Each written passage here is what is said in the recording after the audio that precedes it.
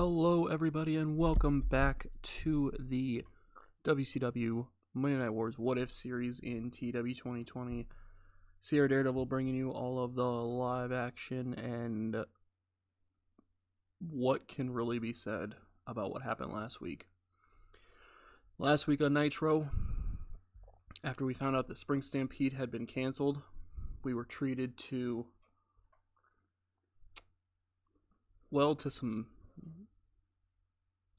some dastardly ways. If you haven't seen that episode, go back and watch it, but we're going to be recapping it today, pieces of it anyway today, so be tuned in for this as we open up Nitro. No dark matches tonight. We open up Nitro with a video playing highlighting the significant news from last week, showing this mystery individual attacking Eric Bischoff to start off Nitro and leaving Sting, the world's heavyweight champion, laid out to end Nitro last week. Big surprising news from that. Yeah, just a little video package showing that. It's 66 here. After that, neither one of them did well without a script. That's kind of weird.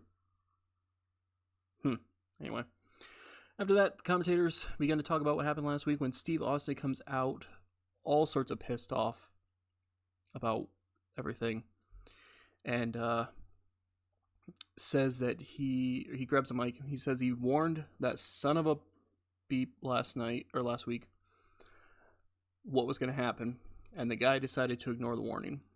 So thanks to Bischoff being in the hospital now as well, he doesn't know who the hell's in charge here tonight, but he's demanding that if this guy shows up tonight, the security lets him into the arena and lets Steve Austin know so that Austin can show up and kick his ass.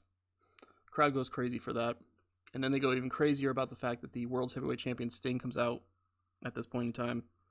Sting, who was bandaged up from the attack last week, gets in the ring and he says, "Look, man, I agree with you. This guy needs to get his ass kicked. I want security to let him into the arena as well, so that way I can kick his ass as well. I want revenge for what he did last week to me." But we don't even know if he's going to show up.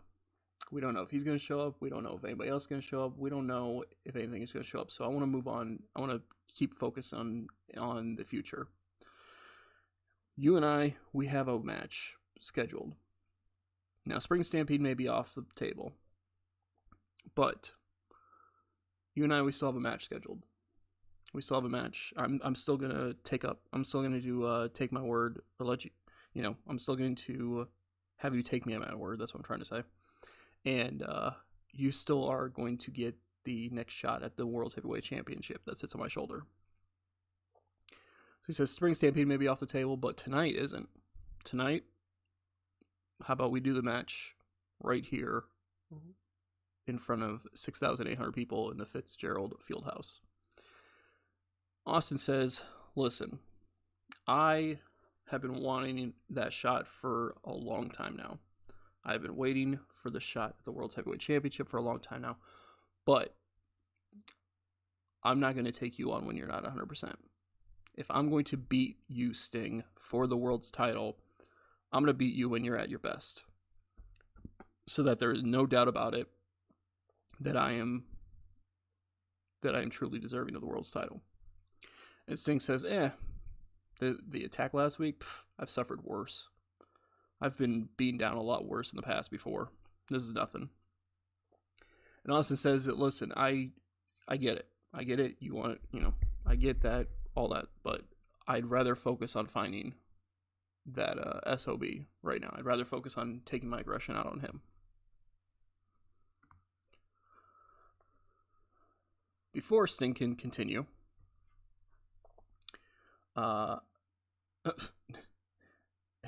this time Sting does improvise well. Anyway, before Sting can continue, Lord Steven Regal comes out from the back, followed by Eden and Taylor, the Blue Bloods. Regal gets in the ring and says that he's sorry to interrupt you, gentlemen, but it's clear that his investigation into who attacked Roddy Piper has been solved. It has to be either this mystery individual or someone else from that company.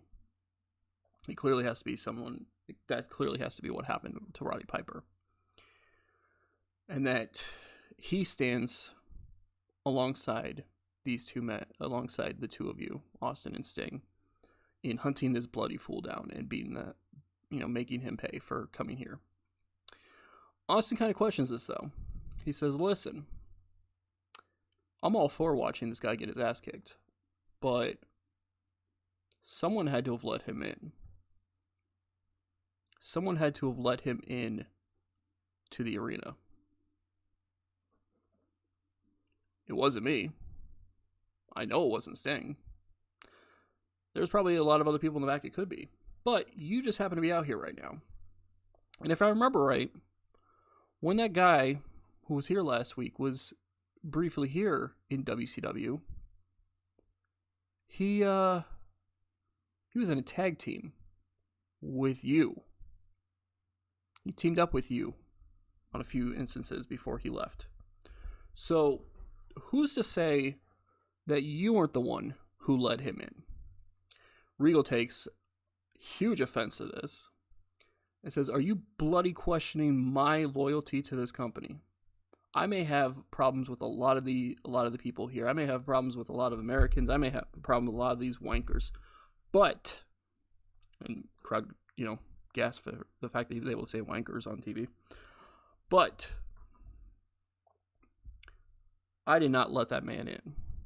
I would not let that man in.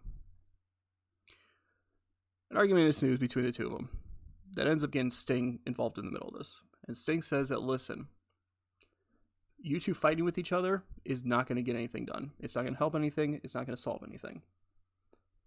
But you clearly have some issues to resolve. You clearly want to fight really badly.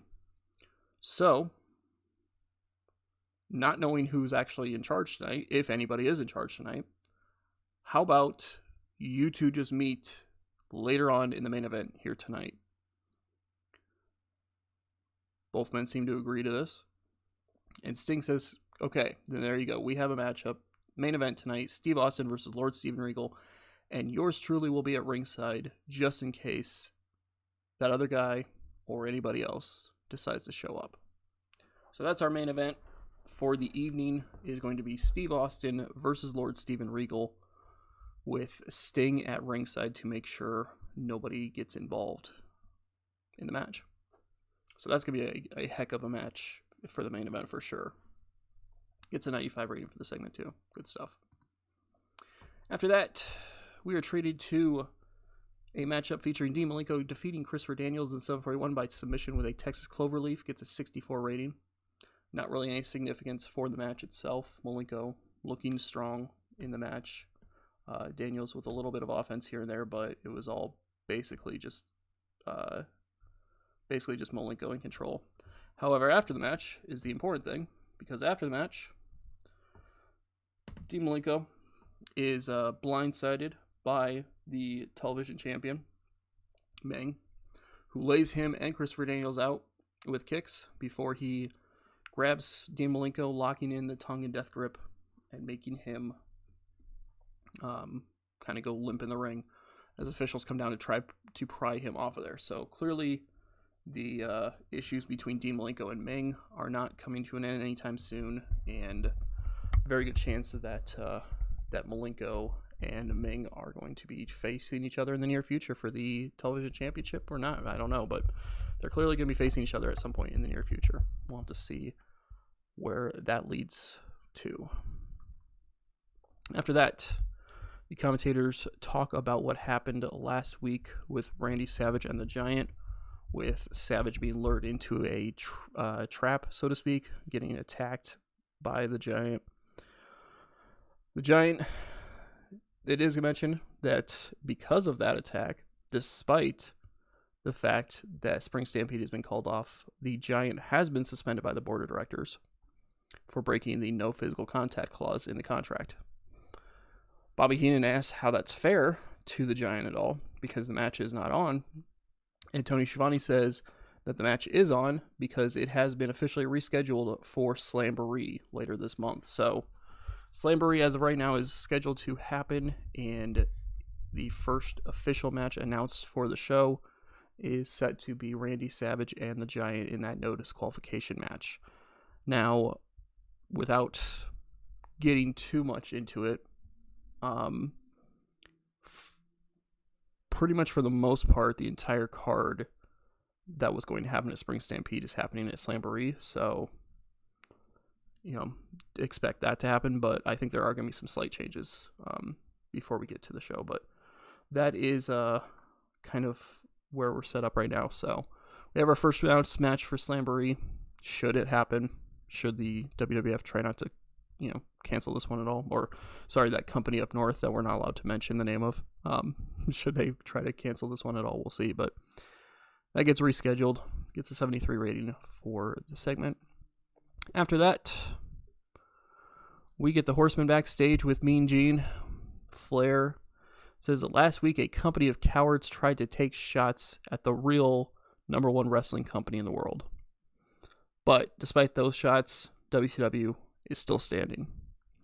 Says that the Horsemen may have issues with WCW, but that the Horsemen stand with WCW. And if anybody wants a piece of this place, they'll have to go through the Horsemen to get it.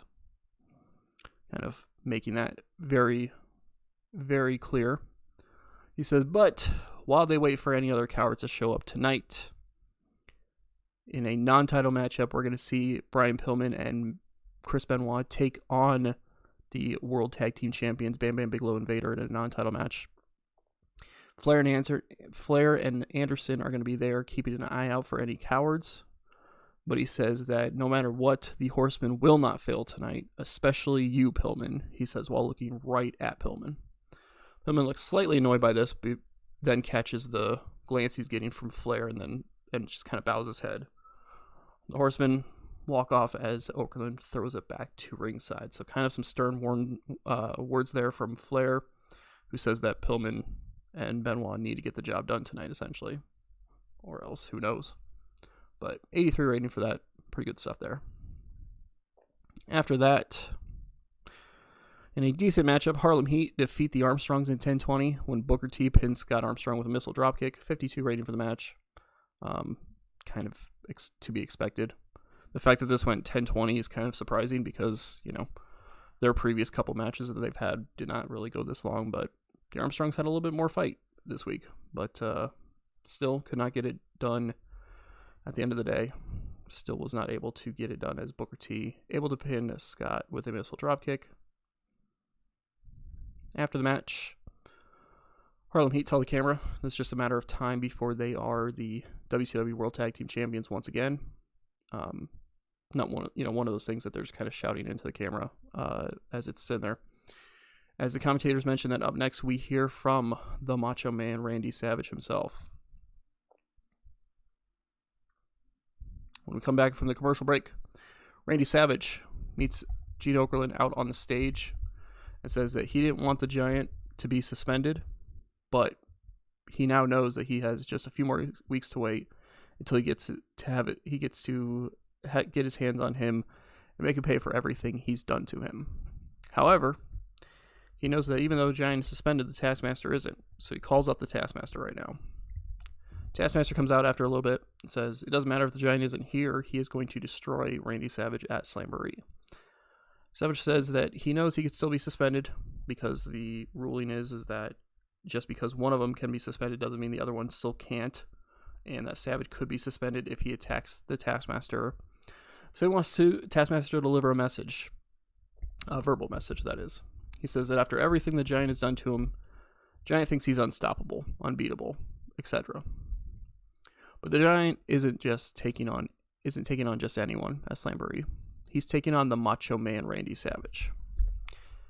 And when that match happens at Slamboree, Giant can't sneak attack him. He can't blindside him. He has to go face to face with him.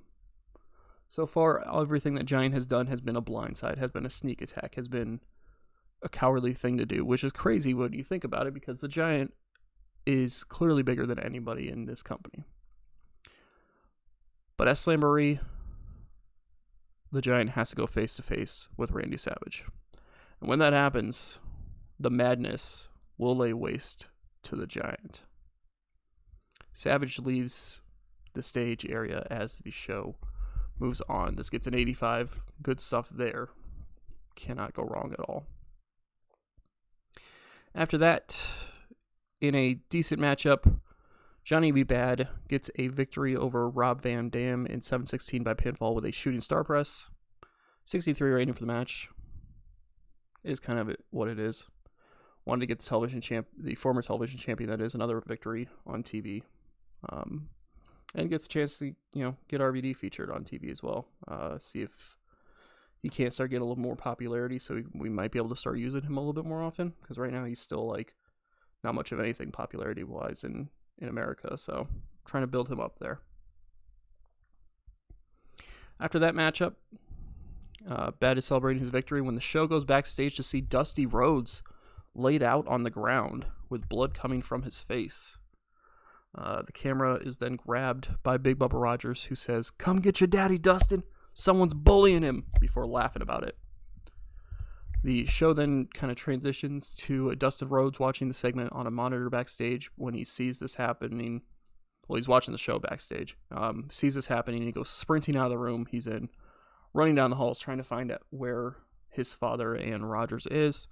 But by the time he gets to Dusty, Rogers is nowhere to be found. Dustin starts yelling out for officials to come help him, as he's kind of standing there torn between trying to help his dad out and trying to go searching for Rogers. Eventually, though, he ends up deciding to stick with his dad and tries to help him out as medical professionals come running into view. So the bully here in this whole story over is kind of taking it up to the next level, as now he's gone after Dusty Rhodes, the father of Dustin. So we'll have to see where that ends up leading from there. But yeah, 66 rating for the segment. It's not too bad, all things considered. Commentators kind of put down Rogers for that disgusting display they just watched, as the Horsemen's music hits and the Four Horsemen make their way out to the ring for their non-title matchup coming up next. Match itself gets an 84. Holy cow. Big time match right in there. That might have been better than their title matchup that they had. In an exceptional matchup, Vader and Bam Bam defeat the Four Horsemen 12-24 when Bam Bam Bigelow pinned Chris Benoit. Didn't quite keep my notes, the couple of notes I had there, but whatever. What ended up happening was Flair and Anderson were there ringside. Eddie Guerrero came out partway through the matchup. Kind of put his hands up as if to say, I'm not gonna fight anybody. I'm just here to watch, kind of thing. Eventually, though, Pillman ended up getting too distracted with the fact that Guerrero was there, and ended up kind of missing the fact that Benoit needed some help. Flair started yelling at him a little bit, trying to get him to pay attention to the match, but Vader ended up knocking Pillman off the apron, and Bam Bam Bigelow hits a powerbomb on Chris Benoit and pins him 1-2-3. Match is over. So the tag team champions get a non-title victory over the former champions in an 84 rating matchup. Bam Bam Bigelow kind of killing it right now. After that, we get a crazy thing here where Ric Flair and Arn Anderson get into the ring and try to attack Bam Bam Bigelow and Vader after the match. But the big men end up being too much for those two to handle, and they end up getting sent out of the ring. Brian Pillman tries to help Flair and Anderson, but he gets grabbed by Eddie Guerrero, and the two start fighting with each other, end up fighting all the way up to the back. Benoit, though, comes to and gets caught with another powerbomb from Bigelow, and then this time also gets hit with a Vader bomb from Vader, as the two big men stare down Flair and Anderson with the tag team titles, as Benoit is laid out in the ring. Horsemen not looking too great on a night like tonight. Not looking too great, as Bam Bam Bigelow and Vader continuing to prove the case that they are a dominant tag team to have to deal with here in WCW. After that, we get a brief little segment where Miss York and Wall Street are standing by backstage with Gene Okerlund. And Miss York states that VK Wall Street is feeling confident after his win 2 weeks ago on WCW Saturday Night. And he's challenging another member of the Armstrongs for a match this coming Saturday night as well. So this gets 57. He did defeat Scott Armstrong a couple weeks ago on Saturday night, and we'll have to see which of the other two he decides to take on this coming Saturday night. My bet is that he's going to take on Steve, because, you know, Jesse James is the one he has the real issue with, but he's not going to take him on right off the way. So we'll have to see how that plays out. After that, we get Ron Simmons standing by with Gene Okerlund. He is asked about Diamond Dallas Page's comments last week. Simmons says that he's going to be on the lookout for the Invader from last week as well, but as for Page, he's showing what kind of a man he truly is, a cowardly one. Just like that Invader, anybody else who might show up, he's a cowardly one. But before he's able to finish that next thought, he gets blindsided by Diamond Dallas Page. Well, an attempted blindside by Diamond Dallas Page. Because Page comes running in and hits Simmons, but Simmons basically no-sells the hell out of that. He just turns around looking angry as hell. Page goes running down the hallway, sprinting as fast as he can, with Simmons chasing after him. This gets a 77. Pretty great, as Page just might have been off a little bit more than he could chew. After that, in the main event, an 84 rating. I'm guessing it probably would have been better if it was a longer matchup. Let me just look really quick here before I break down what happened here. Just inconsistency. So yeah, it definitely would have been better if it was a longer match, but that's all right.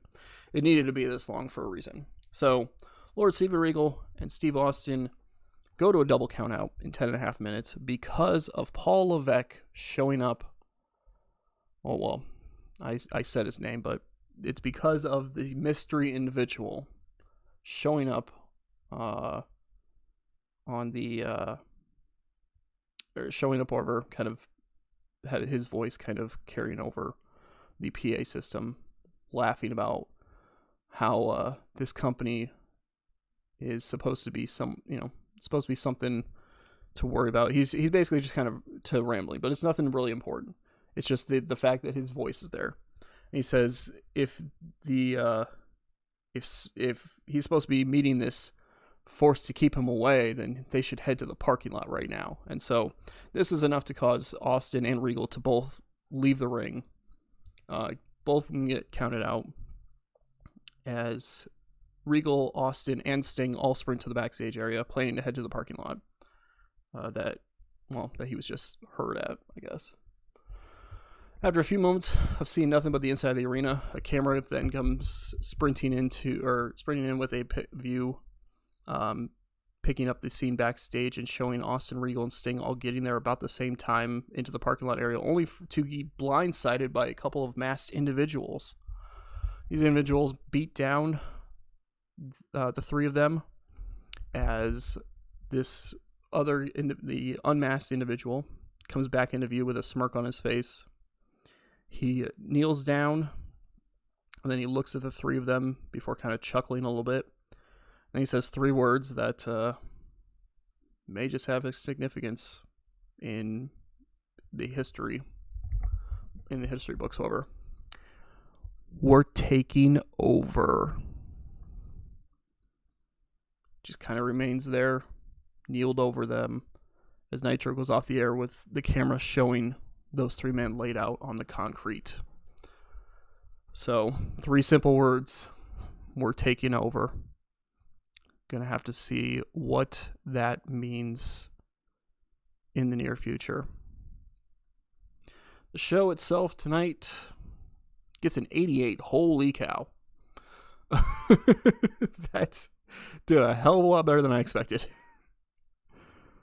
Definitely because of that main event and then the tag match, both getting 84s. If they would have been longer matches, they would have had better rating than 84 for sure, but I will take it. 37 regions we gain popularity in. one Canadian region we had growth restricted in. So, another week, and another Nitro. Another week where this mystery individual has been the cause of WCW superstars being laid out in the back. The only difference this time is that it's clear that this mystery individual is not alone. Some other people showed up with this individual on this night and kind of had that happen. Now, after I accidentally mentioned the name, I do want to mention that, as you saw, we changed his name. Let's get to the ratings here. Slightly better show than Raw tonight, which is kind of crazy because honestly, when I saw Raw before I booked this, or last week, like after the last episode of Nitro, when I saw that Raw, I was like, oof, I don't know if we're going to beat an 87. And then we go and do an 88. But, yeah, that 87 featured Hogan putting over Undertaker in a cage match to lose the WWF World Heavyweight Championship because he is on his way to New Japan, which I pointed out in a previous video. New Japan signed Hogan away from the WWF when his contract came up, which is absolutely crazy in my mind, but we'll see what happens. But what I wanted to kind of briefly talk about there is, obviously you saw his name get changed. I realized, and I'd forgotten to do it before the last episode, but I realized that obviously I don't want to use his WWF name in for this whole thing. That would be incredibly dumb. So, because just like in real life, there would be the whole, we're going to come after you for copyright stuff because that's the WWF name and blah, blah, blah, blah. So that's why we changed his name to his real name. And that's what he's going to be going by in WCW. I thought about changing him back to his WCW name, but I was like, well, for not the terrorizing one. That was just a dumb name. Because for a brief time in WCW, he went by John Paul Levesque. But then I was like, no, because John Paul right now, just part of it sounds like the pirate at the time, Jean-Pierre Lafitte. But at the same time, it didn't have the tone of what I want to go for this story. So I decided to stick with Paul Levesque. Although on camera on TV we still haven't officially gotten his name yet, but I wanted to stick with that for his name and go from there. Nevertheless, it's clear that more are coming. That's the TNA thing, but it is clear that he is not coming alone. So we will have to see who, if anybody, actually shows up with him. But that is going to do it for this episode of Nitro, as we are now a few weeks away from what is now going to be Slammiversary, Wow, I'm all over the place today. It is now going to be Slamboree, which is happening in a couple weeks' time. So we will be getting to that. But enough of my random rambling aside, that is going to do it for this episode. Thank you for watching. Definitely appreciate all the support you have for this series, for the TNA series, for everything I'm doing. I'm in the works of potentially doing a third non-consecutive TNA series, or TEW series, That'll be something a little different. It won't be a continuous series like this one and the TNA one are. So when that starts up, I'm sure you guys are going to kill it with the views for that series as well, as you guys are super awesome. And definitely makes my day every time I go and see the statistics for my videos and see all the views for it, for sure. So thank you for watching. Appreciate it. And we will catch you guys next time.